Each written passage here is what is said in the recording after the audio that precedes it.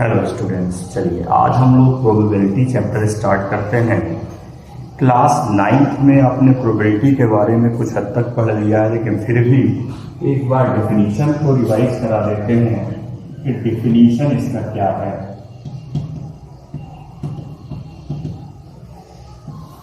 तो डेफिनेशन सबको पता भी होगा। प्रोबेबिलिटी का डेफिनेशन क्या है? The chance of happening an event is called probability, यानी किसी भी इवेंट के हैपन होने का कितना चांस है, that is called the probability. Okay, the chance of happening an event. Okay, the chance of happening an event, ये आपने 9th से पढ़ा है, जानता है। ठीक है, 9th में आपने क्या पढ़ा है? 9th में जो प्रोबेबिलिटी आपने पढ़ा है वो एम्पिरिकल प्रोबेबिलिटी पढ़ा है, क्लास 9th। ठीक है, तो क्लास 9th में आप जो पढ़ के आए हैं दैट इज किस टाइप की प्रोबेबिलिटी आपने पढ़ा है? एम्पिरिकल, या जिसको बोलते हैं एक्सपेरिमेंटल प्रोबेबिलिटी। ठीक है, एक्सपेरिमेंटल या एम्पिरिकल मतलब क्या है? उसमें आपने एक्सपेरिमेंट किया था, जैसे एक क्वाइन लिया, 100 बार फेंका, कितने आउटकम आए, कितने हेड आए, ठीक है, कितने बार हेड आए, कितने बार टेल आए, इस टाइप का आपने प्रोबेबिलिटी निकाला। तो इस टाइप की प्रोबेबिलिटी जिसमें आप खुद एक्सपेरिमेंट कर रहे हैं, देख रहे हैं, ठीक है, वो कहलाता है एम्पिरिकल प्रोबेबिलिटी। अब एम्पिरिकल प्रोबेबिलिटी से ही हम लोग यहाँ पे धीरे धीरे आपके क्लास 10th में इन करेंगे, और इस क्लास 10th में हम लोग पढ़ेंगे कौन सा प्रोबेबिलिटी? यहाँ पे थ्योरेटिकल प्रोबेबिलिटी पढ़ेंगे। ठीक है, यहाँ पे थ्योरेटिकल प्रोबेबिलिटी, या जिसको एक और नाम से जाना जाता है क्लासिकल प्रोबेबिलिटी। ठीक है, क्लासिकल प्रोबेबिलिटी, ये हम लोग पढ़ेंगे, क्लासिकल प्रोबेबिलिटी या थ्योरेटिकल प्रोबेबिलिटी। तो इसमें कैसे आप लोग डिफर करेंगे? इसमें क्या हुआ कि बहुत सारे मैथमेटिशियन थे, इसमें कि सबसे ज्यादा जो योगदान दिया वो लाप्लास ने दिया। ठीक है, लाप्लास ने ही इस पे एक अच्छी सी बुक लिखी। तो उन्होंने, या उसके पहले के जो मैथमेटिशियन थे, उन्होंने क्या किया? किसी ने कहा 200 बार फेंका, किसी ने 3000 बार कॉइन को फेंका। ठीक है, तो देखा क्या कि अगर हेड की प्रोबेबिलिटी जब हम लोग निकालते हैं बाई एक्सपेरिमेंट, ठीक है, बाई एक्सपेरिमेंट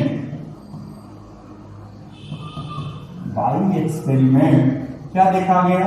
मेनी मैथमेटिशियन, बहुत सारे मैथमेटिशियन ने जब इसको चेक किया तो जो प्रोबेबिलिटी ऑफ हेड आ रहा था, किसी ने किया 3000 बार, ठीक है, किसी ने एक्सपेरिमेंट कितनी बार किया?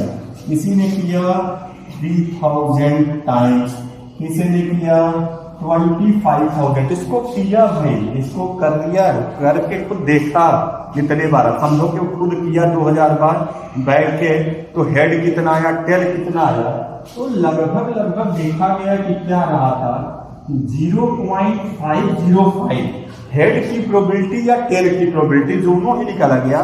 तो अप्रॉक्सीमेटली लगभग 0.505 के करीब आया। ठीक है, अब हम आपसे कह दें कि ऐसा है, चलिए क्वाइन को आप 1 मिलियन टाइम फेंक दीजिए या 10 मिलियन टाइम फेंक दीजिए, पहले तो फेंकेंगे, उसके बाद देखिए। तो यानी कि जैसे जैसे एक्सपेरिमेंट आपका बढ़ते हुए कहां तक जा रहा है? मिलियन की तरफ चलते जा रहा है। ठीक है, तो ये क्या हो रहा है? ये प्रोबेबिलिटी उन्होंने देखा कि नियर अबाउट 0.5, वैसे वैसे क्या होता जा रहा है? वो क्लोज टू 0.5 पे आ जा रहा है। ठीक है, तो यहीं से कॉन्सेप्ट क्या निकल के आया कि थ्योरेटिकल, यानी हम इसमें एक्सपेरिमेंट नहीं करेंगे, थ्योरेटिकल यानी थ्योरी से, कॉन्सेप्ट से पढ़ के हम बता देंगे। ठीक है, तो अब आपका यहां से आगे जब बढ़ते हैं तो इसमें हम लोग लेते हैं कि प्रोबेबिलिटी का फार्मूला, ठीक है। उसके बाद से प्रोबेबिलिटी का फार्मूला क्या हो गया, तो अब सिंपल एक यहाँ पे हम लोग ये क्वाइन आपको दे देगा। देखिए क्वाइन के लिए हेड आने की प्रोबेबिलिटी बताइए।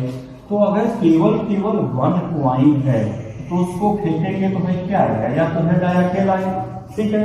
अब प्रोबेबिलिटी आपने निकाला प्रोबेबिलिटी ऑफ हेड, तो टोटल आपने 2 बार फेंका, एक्सपेरिमेंट किया, 1 बार फेंका, तो उस 1 बार फेंकने में हेड कितनी बार आया, तो आपके फेवर में हो गया 1 डिवाइडेड बाय टोटल कितना फेंका, टोटल आउटकम इज 2, तो डिवाइड करने में कितना है 0.5, ठीक है।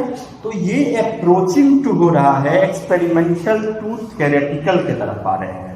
तो थ्योरेटिकल एक्सपेरिमेंटल में क्लियर हुआ कि पहले धीरे धीरे आपने एक्सपेरिमेंट किया, फिर उससे जाना। अब आप लोग क्या करेंगे कि वही चीज को थ्योरेटिकल निकालेंगे, ठीक है, प्रोबेबिलिटी। तो यहां से पहले हम लोग प्रोबेबिलिटी के एक फार्मूला देखते हैं, उसके बाद या पहले हम लोग कुछ इवेंट के बारे में डिस्कस कर लें। एक सबसे बड़ी चीज आएगी equally likely event, equally likely event, ठीक है। इक्वली लाइकली इवेंट होता क्या है, तो इक्वली लाइकली इवेंट जानने के लिए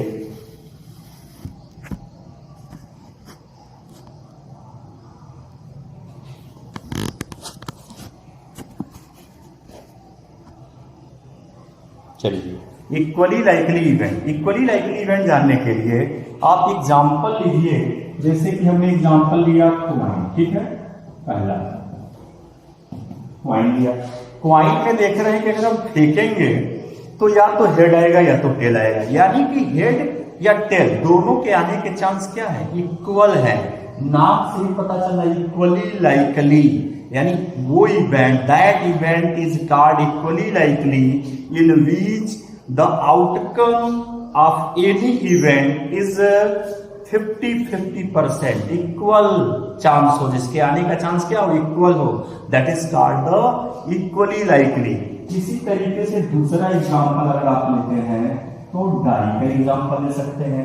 अब डाई फेंका तो डाई फेंकने में क्या चलेगा भाई, डाई फेंकने से 1 2 3 4 5 6 कुछ भी आ सकता है, लेकिन किसी भी एक ही तो आएगा कोई, यानी सबके आने का चांस क्या होगा, इक्वल ही होगा। जैसे प्रोबेबिलिटी हम 1 की निकाल रहे हैं, प्रोबेबिलिटी ऑफ गेटिंग 1 तो कितना होगा, हमारे फेवर में केवल एक ही नंबर आया, डिवाइडेड बाय टोटल 6 हो गया। अगर प्रोबेबिलिटी हम 2 की निकालेंगे तो भी क्या है 1/6, यानी सबके चांस क्या है, सबके चांस आने के सेम चांस हैं। तो हम कह सकते हैं क्या हो रहा है, ये इक्वली लाइकली है। लेकिन क्या जितने इवेंट है सब इक्वली लाइकली हैं, देखा जाए एक एग्जांपल से। और एक एग्जांपल और लेते हैं, मान लीजिए एक बैग है आपके पास, ठीक है, इस बैग में 4 रेड कलर के बाल हैं और 1 ब्लू कलर का बाल है। 4 रेड है, 1 ब्लू है।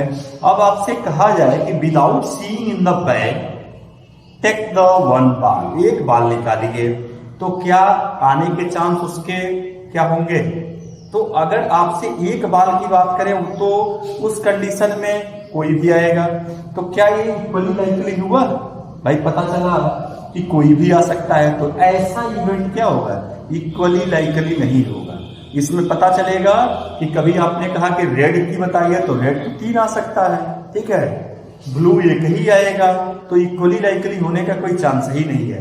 तो मतलब है कि सारे event, every event is not equally likely, ठीक है। लेकिन अपने 10th लेवल के चैप्टर में जो हम लोग पढ़ेंगे वो हम लोग अंडरस्टूड करके चलेंगे। मान के बुक में आपको एक चीज एकदम क्लियर कट बोला गया है कि इक्वली लाइकली इवेंट के बारे में हम लोग पढ़ेंगे, ठीक है। यानी एवरी इवेंट जो भी आप यहाँ पे डिस्कस करने जा रहे हैं वो सब कुछ क्या है, इक्वली लाइकली का है। तो चलिए हम लोग इवेंट पे ही आगे बढ़े। तो पहले इक्वली लाइकली इवेंट आपने जान लिया कि क्या होता है इक्वली लाइकली इवेंट, क्लियर हो गया। Those event whose chance is 50-50% are chance, same chance to coming out, outcome आने के चांस क्या हो, सेम हो, that is called the equally likely. अब आगे बढ़ते हैं इक्वली लाइकली से, तो हम लोग पढ़ेंगे एक सिंपल इवेंट या एलिमेंट्री इवेंट। ठीक है, ये क्या होता है?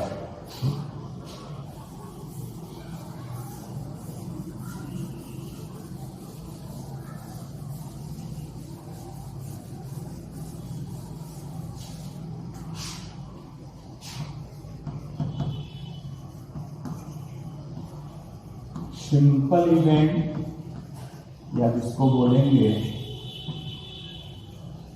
Elementary event. Okay, simple event या एलिमेंट्री इवेंट। एलिमेंट्री से सिंपल सा सेंटेंस से आपका मीनिंग निकलता है वन। ठीक है, सिंपल, एकदम सिंपल, यानी ऐसा इवेंट जिसमें केवल एक ही आउटकम हो, only one outcome,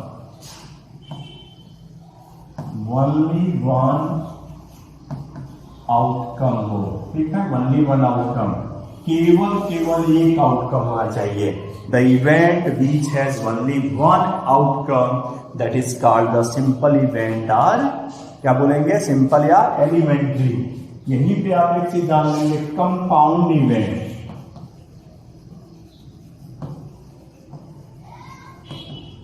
more than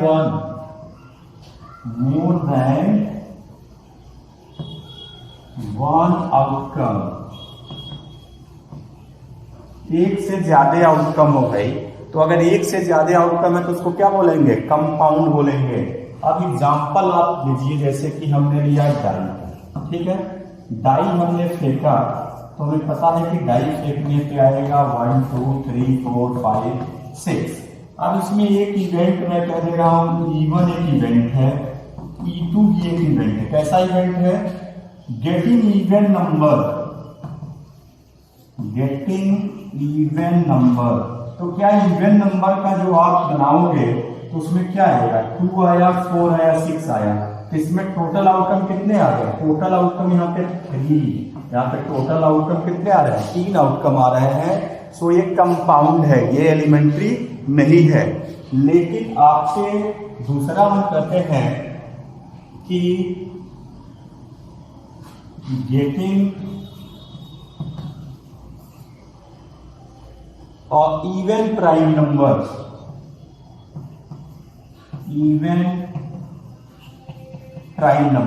और इवन प्राइम नंबर क्या होता है, ओनली 2 ही एक क्या है आपका प्राइम हो गया। ठीक है, इवन के खास करके इवन में यही होता है, तो केवल 2 आया, एक ही तो आपका आउटकम आया, तो ऐसा इवेंट क्या कहलाएगा, ये आपका elementary, that is called elementary, जिसमें केवल एक आउटकम निकल के आ रहा है। ठीक है, तो अब इसके आगे बढ़ते हैं, तो आपको 2-3 और डेफिनेशंस हैं वो बता दें।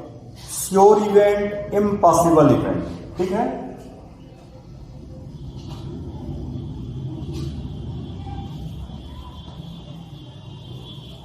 Sure event and impossible event, दोनों एक ही में आपको समझ में आ जाएगा कि श्योर इवेंट क्या है, इम्पॉसिबल इवेंट क्या है। दोज इवेंट, ऐसे इवेंट जिनके हैपन होने का चांस क्या हो, एकदम से 100% चांस है कि वो होगा ही होगा, that is called the sure event. और ऐसा इवेंट जिसके हैपन होने का चांस क्या हो, एकदम नथिंग, एकदम हो ही नहीं, that is called the impossible event. अब इसको समझिए कैसे कि ये इम्पॉसिबल हो रहा है, कैसे ये श्योर हो रहा है। ठीक है, तो श्योर और इम्पॉसिबल के बारे में आपको हम बता देते हैं।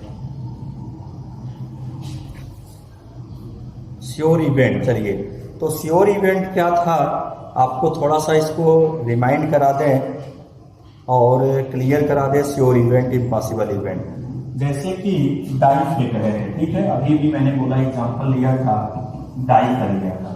तो डाई के फेंकने में अगर हम आपसे कह दें कि एक इवेंट के बारे में डिस्कस कर देते हैं, even getting a number greater than 6, ठीक है, getting a number greater than 6, getting a number greater than 6। अब बताइए डाई फेंकोगे तो क्या ग्रेटर देन 6 कोई नंबर आएगा? नहीं आएगा। मतलब ऐसे ही इवेंट क्या कहलाएंगे? इम्पॉसिबल, हो ही नहीं सकता है। ठीक है, तो इम्पॉसिबल इवेंट के बारे में आपने देख लिया। मतलब डिफिनीशन क्या देंगे? Those event whose chance is nothing, एकदम नथिंग के बराबर, नहीं है वो, हो ही नहीं सकता है, that is called the impossible. Sure, जिसका 100% चांस हो। तो ये हो गए कुछ इवेंट के बारे में। अब इवेंट के बारे में आप जान लिए हो, तो अब हम थोड़ा सा बढ़ते हैं प्रोबेबिलिटी से। एक बार फिर प्रोबेबिलिटी के हेल्प से बताते हैं कि श्योर इवेंट क्या है, इम्पॉसिबल इवेंट क्या है। ठीक है, ये सारा चीज आपको बताते हुए चलते हैं।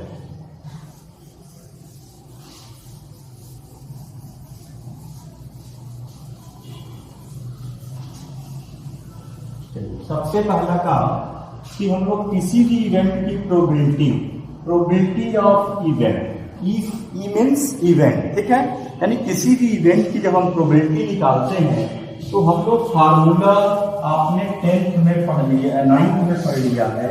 क्या लिखते थे वहां पे? आपने फार्मूला लिखा कि number of outcomes in favour of E मतलब इस इवेंट के फेवर में, जिस इवेंट की प्रोबेबिलिटी निकाल रहे हैं उस इवेंट के फेवर में नंबर ऑफ आउटकम कितने हैं, divided by total number of outcomes. ठीक है, टोटल नंबर ऑफ आउटकम्स। तो अब देखिए, इसी को एक नया सिंबल भी हम लोग दे सकते हैं, NE, यानी नंबर ऑफ इवेंट, जिस इवेंट की प्रोबेबिलिटी निकाल रहे हैं उसके फेवर में कितने हैं, एन से लगा दिया, यानी नंबर हो गया। ठीक है, डिवाइडेड बाय टोटल, टोटल को हम लोग लिखेंगे NS, S मतलब होता है सैंपल।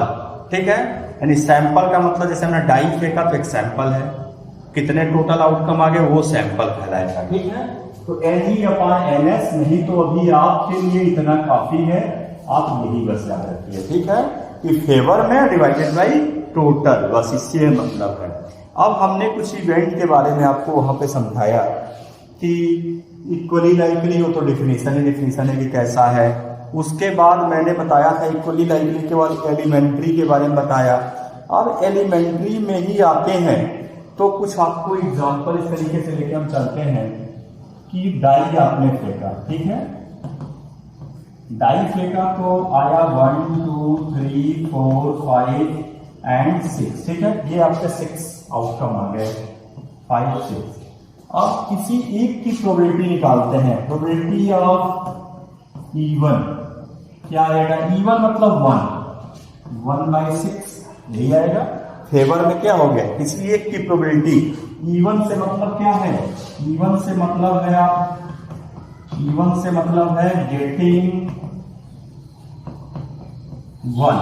ठीक है, प्रोबेबिलिटी ऑफ E2, अगर आप E2 निकालते हो यानी गेटिंग 2, इसका भी क्या आएगा? 1/6। इसी तरीके से probability of E3 1/6, probability of E4 1/6, probability of E5 1/6 and probability of E6 कितना हो जाएगा? 1/6। ठीक है, अब देखो एक एक्सपेरिमेंट यहाँ पे करो कि अगर इन सब सारे प्रोबेबिलिटीज को हम जोड़ लें, E1 plus E2 plus E3 plus probability of E4 plus probability of E5 plus probability of E6, सबको जोड़ेंगे तो हमारे पास आंसर क्या है? 1/6 plus 1/6 plus 1/6 plus 1/6 plus 1/6 plus 3 2 5 1/6। क्या आ जाएगा भाई? 6/6 दैट इज इक्वल टू 1। यानी सारे एलिमेंट्री इवेंट का सम किया जाए, sum of all the elementary event in a sample space, sample मतलब टोटल, यानी टोटल आउटकम को अगर हम लोग हर एलिमेंट का अलग अलग निकाल लें, अब फिर फाइनली ऐड कर दें प्रोबेबिलिटीज, तो क्या आएगा, ऑलवेज 1 ही आएगा वो, ठीक है। कितने भी ज्यादा एलिमेंट हो उसमें, कितने भी ज्यादा हो, वो ऑलवेज 1 आएगा। तो एक चीज तो ये आपने पढ़ लिया। उसके बाद इसमें मतलब हम ये कह सकते हैं, इसको जनरल लैंग्वेज में क्या बोलेंगे कि probability of E1 plus probability of E2 plus, कहाँ तक, अगर आपके टोटल में ये बहुत सारे इवेंट हैं, सबका सम जो आएगा ऑलवेज 1 आएगा।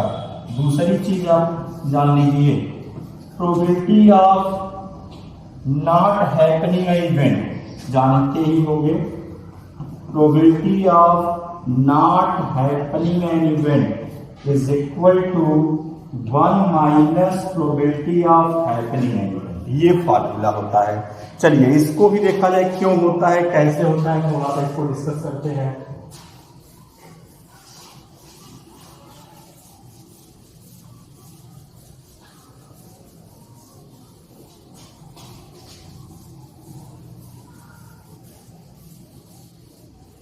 इसमें देखिए हम लोग सिंपल सा इसके लिए पहले एग्जांपल लेते हैं कि क्वाइन का लेते हैं, ठीक है। क्वाइन को आपने फेंका, हेड आया, टेल आया। अब प्रोबेबिलिटी ऑफ हेड क्या हो जाएगा, 1/2। प्रोबेबिलिटी ऑफ नॉट हेड ना आए, हेड ना आने की प्रोबेबिलिटी क्या होगा, तो हेड नहीं आएगा तो श्योर है, टेल के बारे में बात किया जा रहा है, तो इसका भी प्रोबेबिलिटी क्या आएगा, 1/2 आएगा।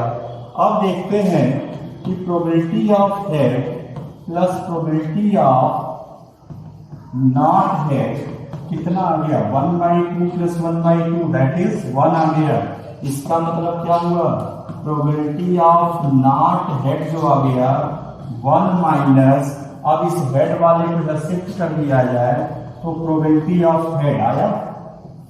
एक एग्जांपल लेकर के, तो ये फॉर्मूला समझ में आ गया कि अगर आपसे not head, not happening the event, या ऐसे भी आप कह सकते हैं इसी फॉर्मूले को इस तरीके से भी कि probability of event is equal to 1 minus probability of not happening the event, दोनों ही आप लिख सकते हैं। मतलब देख लो इधर, इसको इधर कर ले तो ये इधर चला जाएगा, तो क्या हो जाएगा, probability of head is equal to 1 minus probability of क्या हो गया, नॉट कमिंग द हेड। तो यही चीज तो आ रहा है।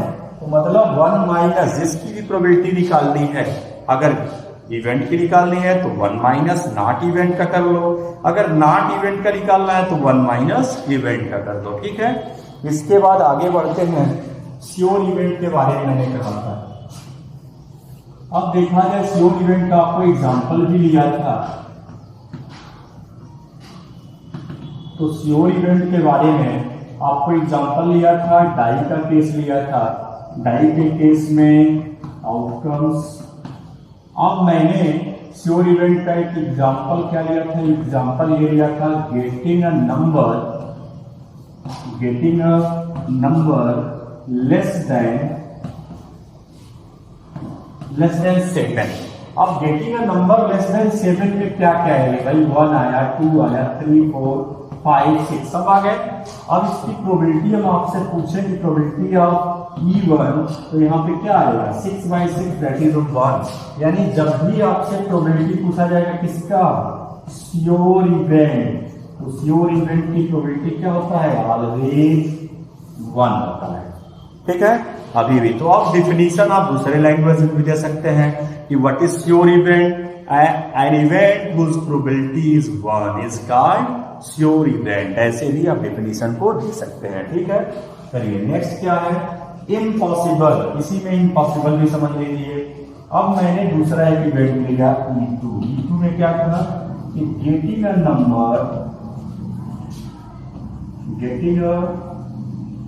Number greater than 6,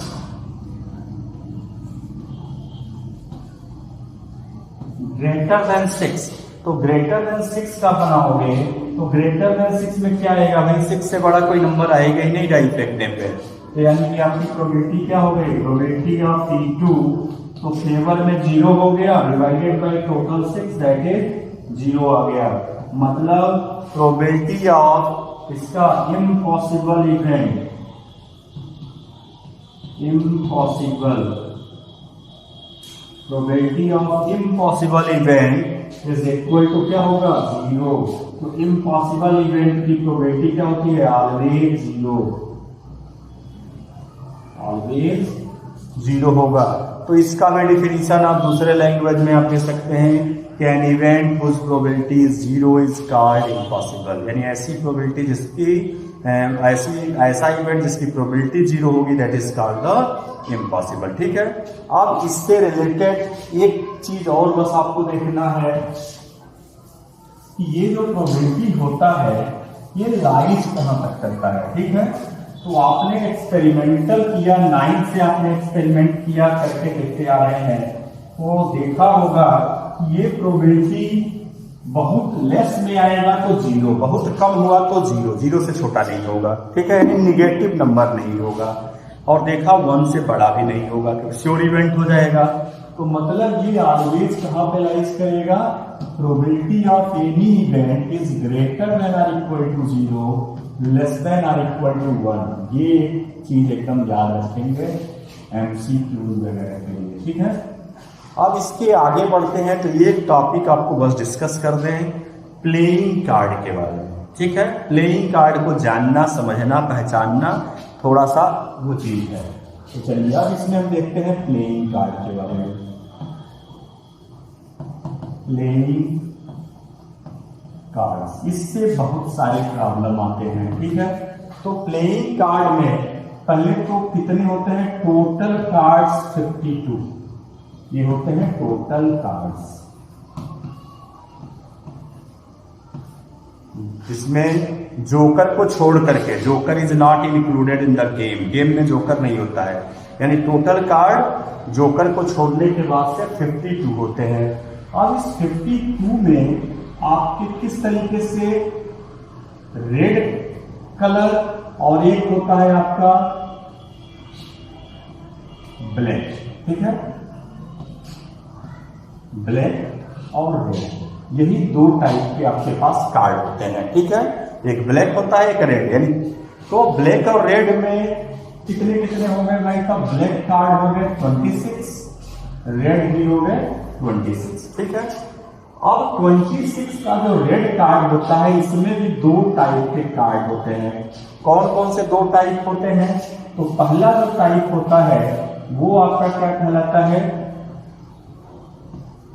heart. ठीक है, हार्ट जिसको बोलते हैं यानी कि दिल। ठीक है, तो इसका हार्ट क्या होगा, ऐसे सिंबल बना होगा आपके कार्ड पे, ऐसे सिंबल बना रहेगा, और ये किस कलर से, रेड कलर से ये रहेगा। ठीक है, तो यहाँ पे रेड कलर मेरे पास है नहीं तो मैं रेड कलर करके दिखा देता कि रेड कलर से ये कलर होता है। चलिए, उसके बाद सिंबल आपने देख लिया, ये सिंबल होगा। दूसरा जो रेड कलर में होता है उसको बोलते हैं डायमंड।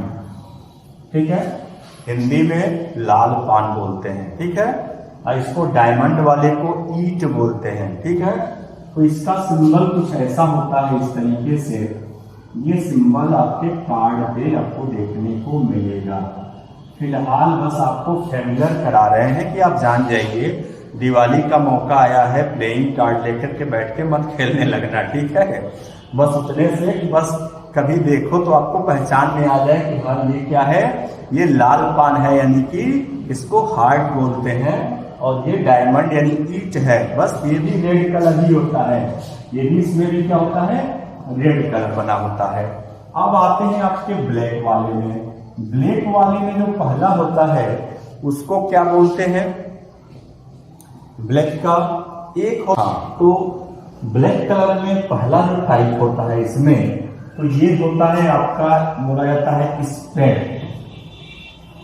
स्पेड होता है, स्पेड मीन्स काला पान, काला पान इसको। ठीक है, क्या बोलते हैं, हुक्कुम बोलते हैं। ठीक है, हुक्कुम, सॉरी हुक्कुम या कालापन जो भी होता है, तो हुक्कुम लेकिन आप नाम ये चलता है।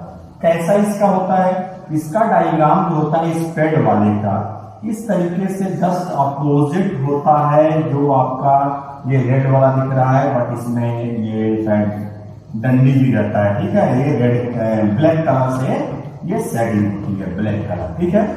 ये स्प्रेड हो गया, पहचानने के लिए सारा चीज बस बता रहे हैं आपको, खेलने के लिए नहीं बता रहे हैं, बार बार कर खेलना नहीं, दिवाली आया हुआ है, ठीक है। चलिए, तो फिर नेक्स्ट इसमें एक और टाइप जो आता है वो क्या होता है, वो बुलाता है क्लब, ठीक है।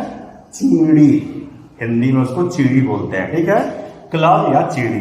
तो क्लब पे सिंबल कैसा होता है, इस पे कह सकते हो ट्री जैसा आप बना सकते हो, इस तरीके से, इस तरीके से, ठीक है। ऐसे ऐसे ही मतलब इस टाइप का सिंबल होता है, ठीक है। उतना हमसे बढ़िया डायग्राम नहीं बन रहा है, ये ऐसे, ठीक है। क्लब ऐसे, ये भी ब्लैक कलर से शेडेड होता है, ठीक है। जान गए कार्ड के बारे में। अब कार्ड के बारे में अभी तक आपने जो जाना वो केवल इंट्रोडक्शन, आपने पहचानने के बारे में जाना, क्वेश्चन कैसे होगा इसके बारे में भी नहीं जाना। चलिए, तो उसके बारे में भी देखते हैं कि क्या क्या। तो अब हम लोग देखेंगे कि कैसे क्वेश्चंस डिस्कस करेंगे कार्ड रिलेटेड, ठीक है। तो कार्ड रिलेटेड क्वेश्चंस के लिए सबसे पहला चीज, चाहे आप वो रेड कलर का हार्ट ले लो या डायमंड ले लो, चाहे स्पेड ले लो, चाहे क्लब ले लो, कोई भी एक चीज हम ले लेते हैं, ठीक है। जैसे हमने ले लिया सपोज दैट क्लब ही लिया। चलिए, क्लब में अब कार्ड को पहले हम लिखना स्टार्ट करते हैं। तो जो सबसे पावरफुल कार्ड होता है जिस पे लिखा होता है ए, और इसको हम लोग पढ़ते हैं एस, ठीक है। एक्का इसको बोलते हैं हिंदी में, एस पढ़ेंगे और इस पे ए लिखा होगा, नो फेस, कोई फेस नहीं होता है इस पे। और भी एक इंफॉर्मेशन है इसके बारे में, क्या है, नो फेस, इस पे कोई फेस नहीं बना होता है, ठीक है। इससे जो छोटा कार्ड होता है, तो ये सबसे पावरफुल हो गया, नंबर 1 पोजीशन। नंबर 2, इस पे लिखा होता है के, और इसको हम लोग पढ़ते हैं क्या, किंग। और इस पे क्या होता है भाई, इस पे फेस बना होता है, इस पे फेस रहेगा, यानी किंग का, राजा का उस पे फेस रहेगा, ठीक है। इससे जो छोटा कार्ड होता है उस पे लिखा होता है क्यू, जिसको हम पढ़ते हैं क्वीन या रानी या बेगम बोला जाता है। बेगम ज्यादा प्रचलित है, ठीक है, रानी नहीं, बेगम ज्यादा प्रचलित है, तो इसको बोलते हैं बेगम, या यहाँ पे हम लोग बोलेंगे क्वीन। और इस पे भी फेस बना होता है, यानी इस पे भी एक रानी साहिबा का फेस होता है, ठीक है। उसके बाद इनसे जो कम पावरफुल की बात करते हैं उस पे लिखा होता है जे, जिसको हम पढ़ते हैं जैक, ठीक है। हिंदी में इनको बोलते हैं गुलाम, ठीक है, गुलाम बोलते हैं। और इस पे भी फेस बना होता है, क्लियर, ये भी फेस कार्ड होता है। उसके बाद के जो डिसेंडिंग ऑर्डर में हम बढ़ते हैं, तो अब 10 होता है, इनको हम 10 ही बोलते हैं। उसके अलावा क्या होता है, नो फेस, फेस नहीं होता है इस पे भी कोई। इससे जो छोटा होता है उस पे 9 लिखा होता है, नो फेस।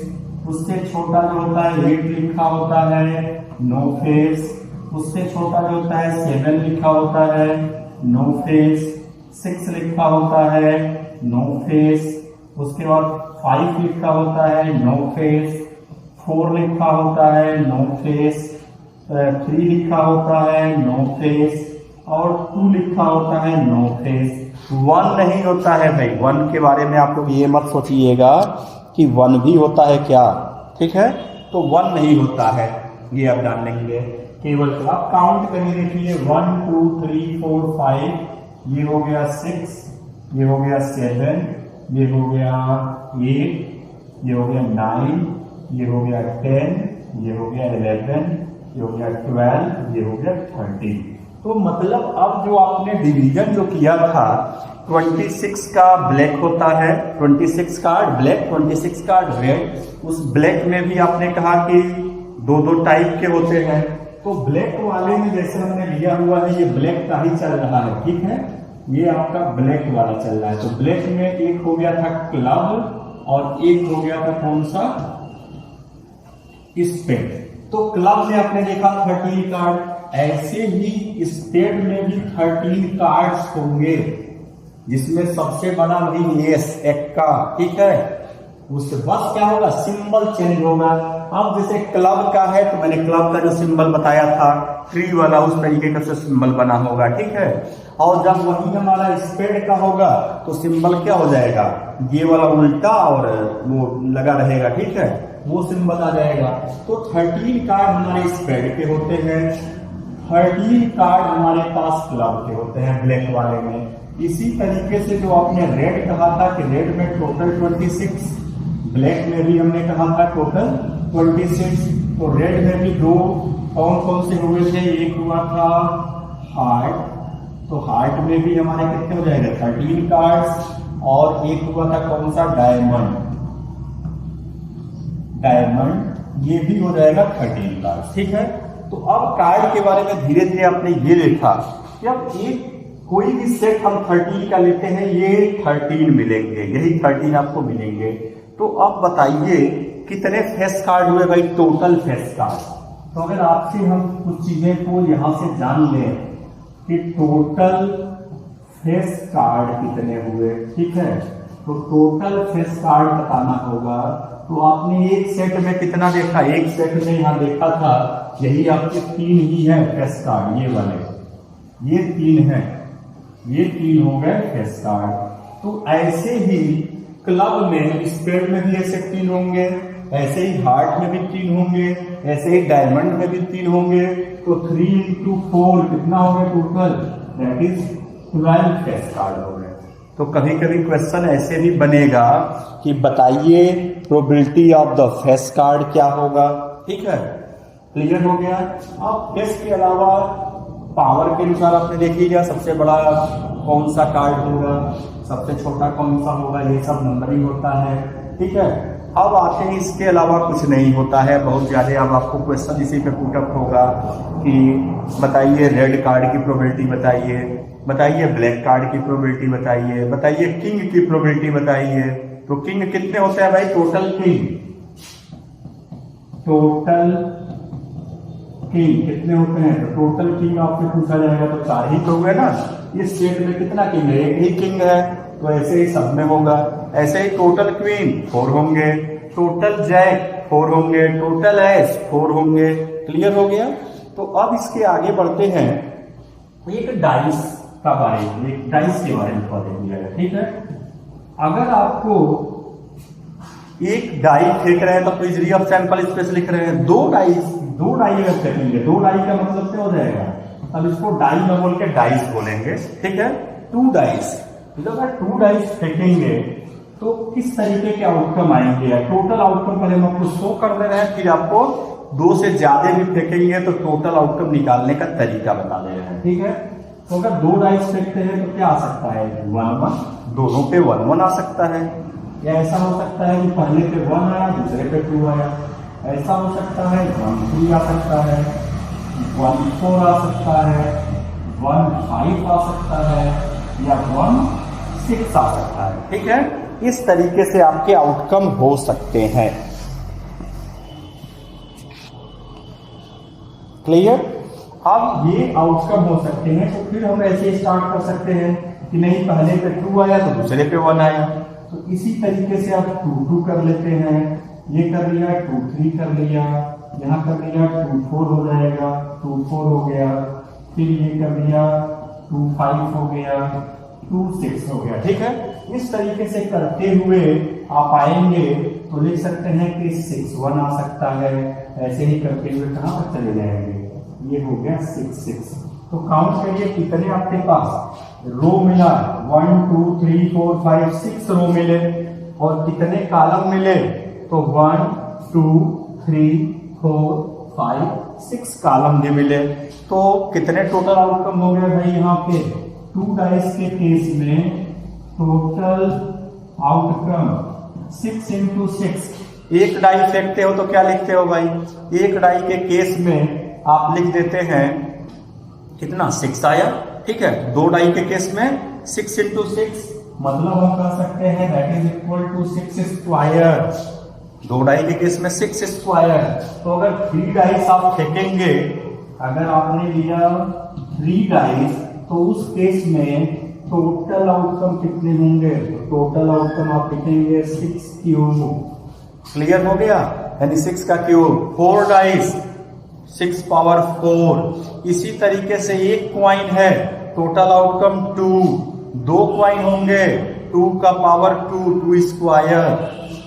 फिर ऐसे ही तीन क्वाइन ले लिया, 2 का पावर 3 2 क्यूब। तो ऐसे ही आप निकाल सकते हैं टोटल आउटकम। अब इसके बाद हम लोग डिस्कस करते हैं कुछ क्वेश्चंस, क्योंकि जितना भी इंट्रोडक्शन हो जाए बिना क्वेश्चंस के कुछ भी समझ में नहीं आना है, क्योंकि ये मैथमेटिक्स सब्जेक्ट है। ठीक है, तो आते हैं कुछ क्वेश्चंस आपको बताते हैं, जिससे कि कुछ आइडिया आपको क्लियर हो जाए।